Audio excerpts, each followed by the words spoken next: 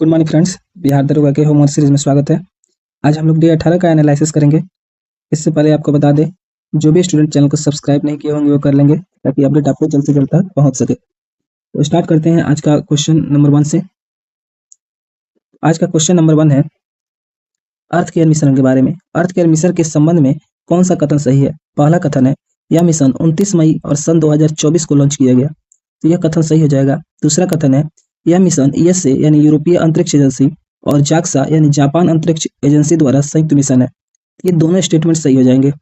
अर्थ care mission के बारे में जो स्टेटमेंट दोनों हैं ये दोनों सही हो जाएंगे। अगले क्वेश्चन की ओर बढ़ते हैं। सेकंड नंबर क्वेश्चन को देखते हैं। आज का दूसरा क्वेश्चन है, कौन सा देश अपने हरित ऊर्जा नीति के विजन को आगे बढ़ाते हुए 104वें सदस्य के रूप में अंतर्राष्ट्रीय सौर गठबंधन में शामिल हुआ है? तो विशेष रूप से क्वेश्चन में ये पूछ रहा है कि अंतर्राष्ट्रीय जो सौर गठबंधन है उसमें 104वां सदस्य कौन बना है? तो ये देश कौन सा हो जाएगा? ये अर्मेनिया देश हो जाएगा। वहीं अंतर्राष्ट्रीय सौर गठबंधन की बात बोले तो इसकी स्थापना 2015 में होती है और इसका मुख्यालय जो है वो भारत में हो जाएगा। भारत के हरियाणा के गुरुग्राम में जो अंतर्राष्ट्रीय सौर गठबंधन का मुख्यालय हो जाएगा। वहीं अंतर्राष्ट्रीय सौर गठबंधन के 2024 वाले सम्मेलन की बात पूछे तो इसका सम्मेलन दिल्ली में हुआ है। तीसरे क्वेश्चन की ओर बढ़ते हैं। तीसरा क्वेश्चन है, गुरु घासीदास तमोर पिंगल टाइगर रिजर्व को मंजूरी प्रदान की गई है, यह किस राज्य में अवस्थित है? अगर गुरु घासीदास तमोर पिंगल टाइगर रिजर्व की बात बोले तो यह छत्तीसगढ़ राज्य में अवस्थित है। यह भारत का तीसरा सबसे बड़ा टाइगर रिजर्व है और पहले सबसे बड़े टाइगर रिजर्व की बात पूछे तो Nagarjuna Srisailam tiger reserve हो जाएगा जो आंध्र प्रदेश में स्थित है। वहीं दूसरे टाइगर रिजर्व की बात बोले तो मानस टाइगर रिजर्व हो जाएगा जो असम में स्थित है। चौथे नंबर क्वेश्चन की ओर बढ़ते हैं। चौथा क्वेश्चन है, हाल ही में विश्व का पहला CO2 कैप्चर संयंत्र किस राज्य में लगाया गया है? तो ये विश्व का पहला CO2 कैप्चर संयंत्र है, यह सिंगरौली में लगाया गया है। सिंगरौली है कहाँ? यह मध्य प्रदेश में स्थित है। पांचवें नंबर क्वेश्चन की ओर बढ़ते हैं। पांचवा क्वेश्चन है, 2024 में चीता परियोजना ने अपने 2 वर्ष पूरे किए हैं। चीता परियोजना को कब शुरू किया गया? तो चीता परियोजना को जो है 2022 में शुरू किया गया है और पहली बार इस परियोजना के तहत नामीबिया देश से भारत में चीतों को लाया गया और उन चीतों को कूनो नेशनल पार्क जो है मध्य प्रदेश वहां पे रखा गया था। आगे बढ़ते हैं छठा नंबर क्वेश्चन की ओर। तो छठा नंबर क्वेश्चन है, हाल ही में फ्लैश फ्लड की घटना किस यूरोपीय देश में घटित हुई है? तो अगर फ्लैश फ्लड की घटना पूछे तो यह हाल ही में स्पेन में घटित हुई है। वहीं सातवें नंबर क्वेश्चन को देखते हैं। सातवां क्वेश्चन है, विश्व पुस्तक मेला 2024 का जो आयोजन है ये कहाँ हुआ है? तो अगर विश्व पुस्तक मेला की बात पूछे 2024 वाला तो ये नई दिल्ली में आयोजित हुआ है। वहीं अगर भारत टेक की बात पूछे या फिर रायसीना डायलॉग की बात पूछे या फिर 2023 वाला G20 की बात पूछे, इसका सम्मेलन कहाँ हुआ है? तो इन सब का सम्मेलन जो है नई दिल्ली में ही हुआ है। आगे बढ़ते हैं आठवें क्वेश्चन की ओर। आठवां क्वेश्चन है, एशिया का पहला गिर संरक्षण केंद्र किस राज्य में स्थापित हुआ है? तो अगर एशिया के पहले गिर संरक्षण केंद्र की बात पूछे तो ये उत्तर प्रदेश में स्थापित हुआ है। आगे बढ़ते हैं नेक्स्ट क्वेश्चन की ओर। तो आज का जो 9 नंबर क्वेश्चन है उसको देखते हैं। भारत में कुल राष्ट्रीय उद्यानों की संख्या कितनी है तथा सबसे नवीनतम राष्ट्रीय उद्यान कौन से है? अगर भारत में कुल टोटल राष्ट्रीय उद्यान पूछे तो कुल टोटल 106 राष्ट्रीय उद्यान है और सबसे नवीनतम राष्ट्रीय उद्यान की बात पूछे तो रायमोना नेशनल पार्क जो असम में है ये हो जाएगा सबसे नवीनतम। वहीं 10 नंबर क्वेश्चन है। 10 नंबर क्वेश्चन को देखते हैं। हाल ही में भारत की स्वदेशी निर्मित दूसरी पनडुब्बी का अनावरण किया गया है, वह कौन सी है? तो अगर भारत की स्वदेशी निर्मित दूसरी पनडुब्बी पूछे तो ये अरिघात हो जाएगी। वहीं भारत की स्वदेशी निर्मित पहली पनडुब्बी पूछे तो ये अरिहंत हो जाएगी। आगे 11 नंबर क्वेश्चन देखते हैं। 11 नंबर क्वेश्चन है, भारत का नवीनतम या फिर 58वां टाइगर रिजर्व किसे घोषित किया गया है और उसकी अवस्थिति कहाँ है? तो भारत का नवीनतम जो टाइगर रिजर्व है माधव टाइगर रिजर्व जो MP में अवस्थित है और वहीं बोले और ये नवीनतम या फिर 58वां टाइगर रिजर्व यही है माधव टाइगर रिजर्व। और वहीं पूछ दे टाइगर मैन ऑफ इंडिया किसे बोलते हैं? तो कैलाश संकला जो है उनको टाइगर मैन ऑफ इंडिया बोलते हैं। 12 नंबर क्वेश्चन है, राजभाषा का उल्लेख संविधान के किस भाग में है तथा इसका विस्तार संविधान के किस अनुच्छेद में है? अगर ये बोले कि राजभाषा का उल्लेख किस भाग में है तो यह भाग 17 हो जाएगा। वहीं अनुच्छेद पूछ रहा है तो राजभाषा का जो उल्लेख है वो अनुच्छेद 343 के A में हो जाएगा। आगे बढ़ते हैं 13 नंबर क्वेश्चन की ओर। 13 नंबर क्वेश्चन है, जलियांवाला बाग हत्याकांड के कारण किसने वायसराय के कार्यकारिणी परिषद से इस्तीफा दे दिया? तो जलियांवाला बाग हत्याकांड जो 13 अप्रैल 1919 में हुआ उसके कारण जो शंकर नायर थे, शंकर नायर, उन्होंने अपने कार्यकारिणी परिषद से इस्तीफा दे दिया और जलियांवाला बाग हत्याकांड की जो है गोली चलाने का ऑर्डर ओ डायर ने दिया था और बाद में उधम सिंह ने 1940 में वहां इंग्लैंड जाकर गोली मारकर उनकी हत्या कर दी। वहीं 14 नंबर क्वेश्चन है, कौन सी जो समुद्री हवाएं हैं समुद्र पे स्थल की ओर प्रवाहित होती हैं और संपूर्ण भारत में प्रचुर मात्रा में वर्षा कराती है। तो जो स्थलीय हवाएं हैं, स्थलीय हवाएं वो समुद्र से स्थल की ओर प्रवाहित होती हैं और संपूर्ण भारत में वर्षा कराती हैं। वो स्थलीय हवाएं हैं, इनको दक्षिण पश्चिम मानसून हवाएं भी कहा जाता है। आगे बढ़ते हैं 15 नंबर क्वेश्चन की ओर। जो 15 नंबर क्वेश्चन है, वायसराय लॉर्ड माउंटबेटन ने भारत की विभाजन की योजना कब पेश की? तो लॉर्ड माउंटबेटन जो थे, भारत की विभाजन की जो योजना है 3 जून 1947 को पेश किए थे। इसे माउंटबेटन योजना भी कहा जाता है और माउंटबेटन योजना जो है बाल्कन योजना से लिया गया था। वहीं 16 नंबर क्वेश्चन देखते हैं। 16 नंबर क्वेश्चन है, सरल लोलक में किस प्रकार की गति पाई जाती है? तो सरल लोलक में जो है सरल आवर्त गति पाई जाती है।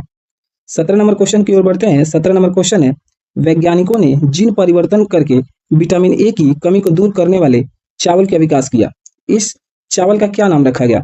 तो विटामिन ए की कमी को दूर करने के लिए जिस चावल का विकास किया गया उसका नाम क्या हो जाएगा? गोल्डन राइस उसका नाम हो जाएगा। क्वेश्चन की ओर बढ़ते हैं। तो 18 नंबर क्वेश्चन है, आंतरिक अशांति के आधार पर आपातकाल 1975 के समय भारत के प्रधानमंत्री और राष्ट्रपति क्रमशः कौन कौन थे? तो जो आपातकाल जो 1975 में लगा था उसका आधार क्या था? आंतरिक अशांति के आधार पर लगाया गया था। और उस समय जब प्रधानमंत्री की बात बोले तो ये इंदिरा गांधी उस समय प्रधानमंत्री थी। वहीं अगर राष्ट्रपति पूछे तो फखरुद्दीन अली अहमद जो है उस समय राष्ट्रपति थे। अगला 19 नंबर क्वेश्चन देखते हैं। 19 नंबर क्वेश्चन है, पश्चिमी घाट श्रेणी और पूर्वी घाट श्रेणी दक्षिण भारत के किस पर्वत पर आकर आपस में मिलते हैं? तो अगर पश्चिमी घाट बोले और पूर्वी घाट दोनों जो है वो नीलगिरी पर्वत है, वहां पे आके मिलते हैं। और नीलगिरी पर्वत की बोले सबसे ऊंची चोटी कौन है? तो दोदा बेटा जो है नीलगिरी पर्वत की सबसे ऊंची चोटी है। वहीं 20 नंबर क्वेश्चन है, भारत में जैव विविधता के कितने हॉटस्पॉट है? तो भारत में जैव विविधता के है जो टोटल 4 हॉटस्पॉट है। और पूछे सर्वाधिक जैव विविधता किस क्षेत्र में पाई जाती है? तो ये 4 जो हॉटस्पॉट है वो हो जाएंगे हिमालय क्षेत्र और एक इंडो वर्मा क्षेत्र, एक सुंडा क्षेत्र, एक पश्चिमी घाट क्षेत्र। और पूछ रहा है सर्वाधिक जैव विविधता किस क्षेत्र में है? तो सर्वाधिक जैव विविधता जो है पश्चिमी घाट क्षेत्र में हो जाएंगे। वहीं अगले क्वेश्चन की ओर बढ़ते हैं। तो 21 नंबर क्वेश्चन है, भारतीय संविधान के किस अनुच्छेद में प्रत्येक व्यक्ति को अपने धार्मिक विश्वास और सिद्धांतों के प्रयास का अधिकार दिया गया है? तो ये पूछ रहा है व्यक्तिगत स्वतंत्रता की बात पूछ रहा है।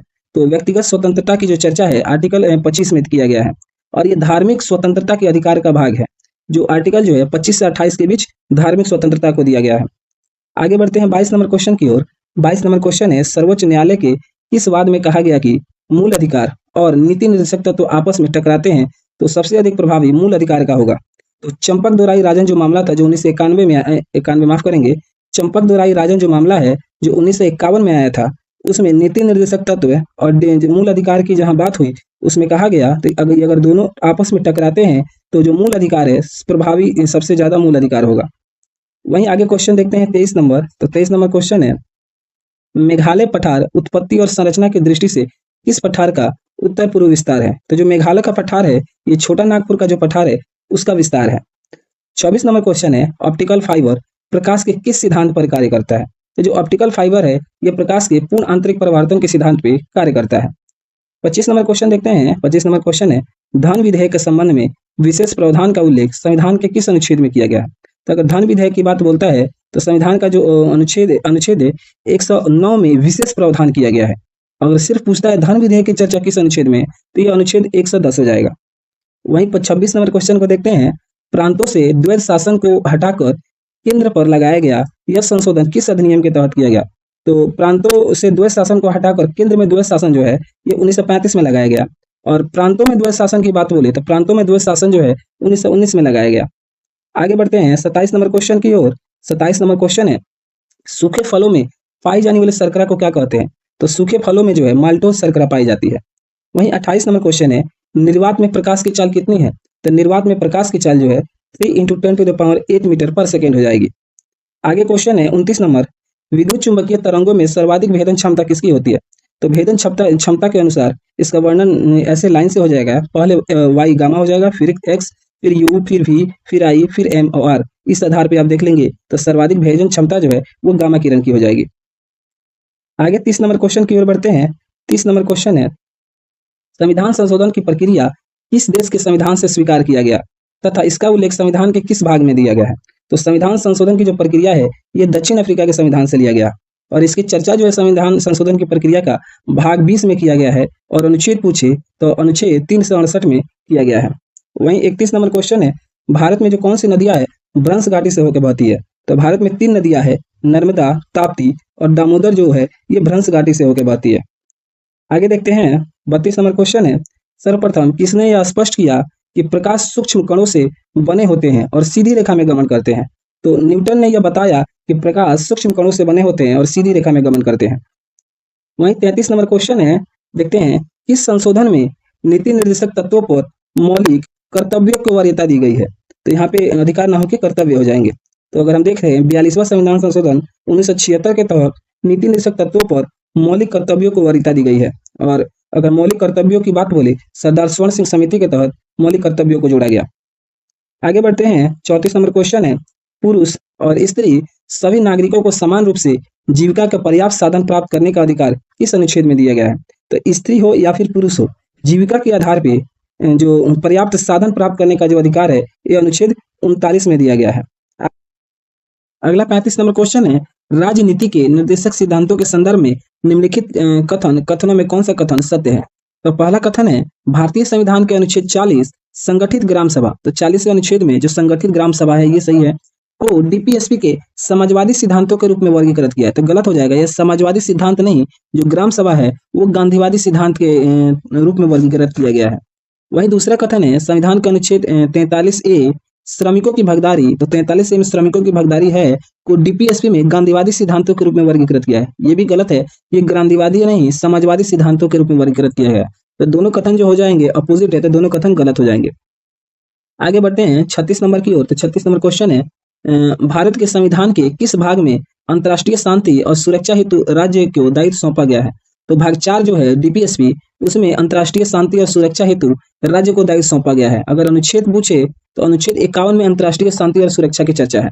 वहीं 37 नंबर क्वेश्चन को देखते हैं। 37 नंबर क्वेश्चन है, राज्य के नीति निर्देशक सिद्धांत एक ऐसा चेक है जो बैंक की सुविधा अनुसार अदा किया जाता है। यह कथन किसका है? तो ये जो कथन है ये केटी शाह का कथन है। आगे बढ़ते हैं 38 नंबर क्वेश्चन है, समान न्याय एवं निःशुल्क विधि सहायता एक नीति निर्देशक तत्व का हिस्सा है जो संविधान के डैश अनुच्छेद में उल्लेखित है। अगर पूछता है निःशुल्क विधि सहायता की बात, तो निःशुल्क विधि सहायता की जो चर्चा है अनुच्छेद 39 के ए में जोड़ा गया है। और ये जो 39 का ए जो आर्टिकल है यह बाद में जोड़ा गया है। कब जोड़ा गया है? तो 42वां संविधान संशोधन 1976 के तहत जोड़ा गया है। आगे बढ़ते हैं 39 नंबर क्वेश्चन की ओर। तो 39 नंबर क्वेश्चन है, राज्य के नीति निर्देशक तत्वों के अनुसार समान सिविल संहिता का प्रावधान किस अनुच्छेद में है? और समान सिविल संहिता की बात बोले यानी यूसीसी की चर्चा, तो अनुच्छेद 44 में यूसीसी की चर्चा है। और बोले समान सिविल संहिता जो है आंशिक रूप से कहाँ लागू किया गया? तो ये गोवा हो जाएगा। वहीं बोले समान सिविल संहिता जो है किस राज्य में पूर्णतः लागू किया गया है? तो ये उत्तराखंड में पूर्णतः लागू किया गया है। आगे बढ़ते हैं 40 नंबर की ओर। तो 40 नंबर क्वेश्चन है, स्मारकों, स्थानों और कलात्मक वस्तुओं या ऐतिहासिक महत्व के स्थलों को सुरक्षित रखने के लिए उन्हें राष्ट्रीय महत्व का दर्जा दिया गया है। यह भारतीय संविधान में किस अनुच्छेद में है? तो ये जो है भारतीय संविधान के अनुच्छेद 49 में वर्णित है। आगे बढ़ते हैं 41 नंबर क्वेश्चन की ओर। 41 नंबर क्वेश्चन है, भारत के संविधान के किस अनुच्छेद को प्रभावी बनाने हेतु विधिक सेवा प्राधिकरण अधिनियम 1987 अधिनियम नियमित किया गया? तो अनुच्छेद 39 को प्रभावी बनाने के लिए जो है विधिक सेवा प्राधिकरण अधिनियम 1987 नियमित किया गया। आगे बढ़ते हैं 42 नंबर की ओर। तो 42 नंबर क्वेश्चन है, भारतीय संविधान में लोक हितकारी राज्य का आदर्श किसमें सम्मिलित है? अगर लोक हितकारी राज्य की बात बोले तो भाग 4 में डीपीएसपी में जो है ये सम्मिलित है। आगे बढ़ते हैं 43 नंबर क्वेश्चन है, 1866 में दादा भाई नौरोजी द्वारा लंदन में कौन से संघ संस्था की स्थापना किया गया? तो 1866 में है दादा भाई नौरोजी द्वारा ईस्ट इंडिया एसोसिएशन की स्थापना किया गया और यह स्थापना जो है लंदन में किया गया। और 1868 में जो है प्रति व्यक्ति आय की बात जो पहली बार दादा भाई नौरोजी ने ही की थी। वहीं 44 नंबर क्वेश्चन है, वुड डिस्पैच जो है कब और किस गवर्नर जनरल के काल में आया था? तो वुड डिस्पैच जो है पहली बार 1854 में आया था और उस समय जो गवर्नर जनरल पूछे तो लॉर्ड डलहौजी जो था जिसने हड़प नीति को लाया था उस समय गवर्नर जनरल वही था। तो 45 नंबर क्वेश्चन की ओर बढ़ते हैं। 45 नंबर क्वेश्चन है, इंडियन एसोसिएशन द्वारा कलकत्ता अल्बर्ट हॉल में आयोजित अखिल भारतीय राष्ट्रीय सम्मेलन यानी इंडियन नेशनल कॉन्फ्रेंस का जो आयोजन है ये कब हुआ? तो ये जो आयोजन जो है अखिल भारतीय राष्ट्रीय कांग्रेस का आयोजन 1883 में हुआ था। वहीं 46 नंबर क्वेश्चन है, भारतीय राष्ट्रीय कांग्रेस के साथ इंडियन एसोसिएशन का विलय कब हुआ? तो भारतीय राष्ट्रीय कांग्रेस में जो है इंडियन एसोसिएशन का विलय 1886 में हुआ था और 1886 का जो कलकत्ता अधिवेशन की अध्यक्षता जो है वो दादा भाई नौरोजी ने की थी। आगे बढ़ते हैं 47 नंबर क्वेश्चन की ओर। सन 1858 का शाही अधिनियम किस गवर्नर जनरल के समय आया? तो सन 1858 का जो शाही अधिनियम है, उस समय गवर्नर जनरल जो है लॉर्ड कैनिंग था।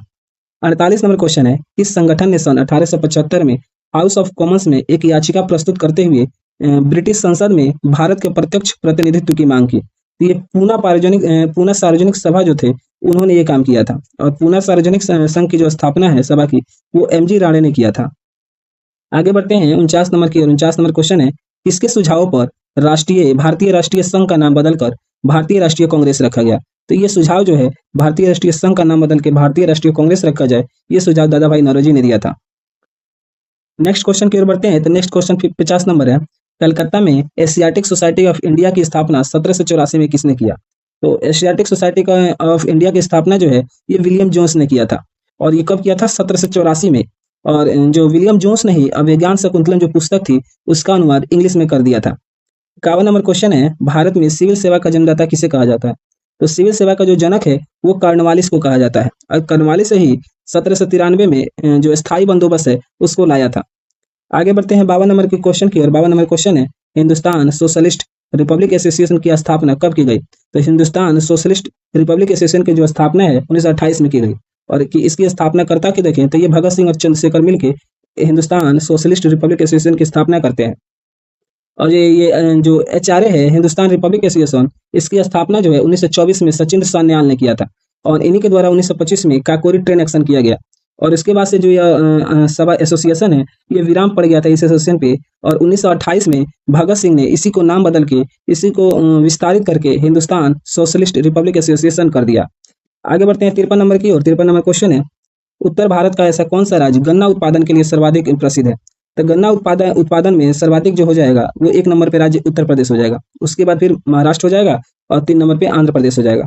आगे बढ़ते हैं 54 नंबर क्वेश्चन की ओर। 54 नंबर क्वेश्चन है, दूध उत्पादन से संबंधित ऑपरेशन फ्लड 2 नामक योजना कब प्रारंभ की गई? तो ऑपरेशन फ्लड 2 जो है योजना 1981 में प्रारंभ की गई। वहीं ऑपरेशन फ्लड 1 बोले तो 1970 में प्रारंभ की गई। ऑपरेशन फ्लड जो है, ये दूध उत्पादन से संबंधित योजना है। वहीं 55 नंबर क्वेश्चन है, निम्नलिखित में से कौन खरीफ फसल है? छांटना है। और ऑप्शन है मक्का, बाजरा, चना और सोयाबीन। तो ये जो मक्का है और बाजरा और सोयाबीन जो है, ये खरीफ फसल है। आगे बढ़ते हैं 56 नंबर की ओर। 56 नंबर क्वेश्चन है, भारत में शीत ऋतु में शीतोष्ण पश्चिमी विक्षोभ से होने वाली वर्षा किन फसलों के उत्पादन में सहायक होती है? तो पश्चिमी जो विक्षोभ है, उससे होने वाली वर्षा जो है रबी फसल के लिए लाभदायक होती है। और रबी फसल जो है, वो जाड़े में होती है, उत्पादन होती है। अगर यही बोले पश्चिमी विक्षोभ जो है, ये वर्षा जो कराती है, ये पानी कहाँ से लाती है? तो ये भूमध्य सागर जो है, वहां से पानी लेके आती है। वहीं 57 नंबर क्वेश्चन है, कौन सा राज्य कॉफी का सर्वाधिक अधिक उत्पादन करता है? तो ये कर्नाटक जो राज्य है, कॉफी का सबसे अधिक उत्पादन करता है। और जो बाबा बुदन की पहाड़ी वहां पे है, वो पहाड़ी कॉफी उत्पादन के लिए प्रसिद्ध हो जाएंगे। वहीं 58 नंबर क्वेश्चन है, कपास की कृषि के लिए कौन सी मृदा सर्वाधिक उपयुक्त होती है? तो कपास की कृषि के लिए जो सर्वाधिक उपयुक्त मृदा है, वो काली मिट्टी हो जाएगी। और इस मिट्टी को जो है, कपास अधिक होने के कारण कपासी मिट्टी भी कहते हैं। और यह मिट्टी लावा के द्वारा, ज्वालामुखी के लावा के द्वारा उत्पन्न हुई, इसीलिए इसे लावा मिट्टी भी कहते हैं। 59 नंबर क्वेश्चन है, किस पंचवर्षीय योजना के तहत भूमि सुधार कार्यक्रम लागू किया गया? तो यह पहली पंचवर्षीय योजना के तहत 1951 में भूमि सुधार कार्यक्रम लागू किया गया। आगे बढ़ते हैं 60 नंबर की ओर। 60 नंबर क्वेश्चन है, इस आंदोलन को रक्तहीन क्रांति की संज्ञा दी गई और इसकी शुरुआत कहाँ से की गई? तो अगर रक्तहीन क्रांति की संज्ञा बोले तो ये भूदान आंदोलन के दिया गया है नाम है। और भूदान आंदोलन जो है 1951 में प्रारंभ हुआ। और इसके भूदान आंदोलन के जनक पूछे कौन इसको जनक है, तो ये विनोबा भावे जाएंगे। और विनोबा भावे ने ही व्यक्तिगत सत्याग्रह जो आंदोलन था, उसको लीड किया था। वहीं अगर 61 नंबर क्वेश्चन देखें, भारत में एग्रो इकोलॉजिकल जोन्स कृषि पारिस्थितिकीय क्षेत्रों की कुल संख्या कितनी है? अगर भारत में कृषि पारिस्थितिकीय क्षेत्र पूछे तो टोटल 15 हो जाएंगे। वहीं अगर बिहार में पूछे जो एग्रो जोन है, वो कितने हैं, तो बिहार में टोटल 4 एग्रो जोन है। नेक्स्ट क्वेश्चन की ओर बढ़ते हैं। तो 62 नंबर क्वेश्चन है, पीएम कुसुम योजना का संबंध किससे है? तो पीएम कुसुम योजना का जो संबंध है, ये नलकूप से है। और इसे कब शुरू किया गया? तो पीएम कुसुम योजना को जो है 2019 में शुरू किया गया। वहीं 63 नंबर क्वेश्चन है, नॉर्मन ऑर्नेस्ट बोरलॉग जो है हरित क्रांति के जनक माने जाते हैं, वो किस देश से संबंधित है?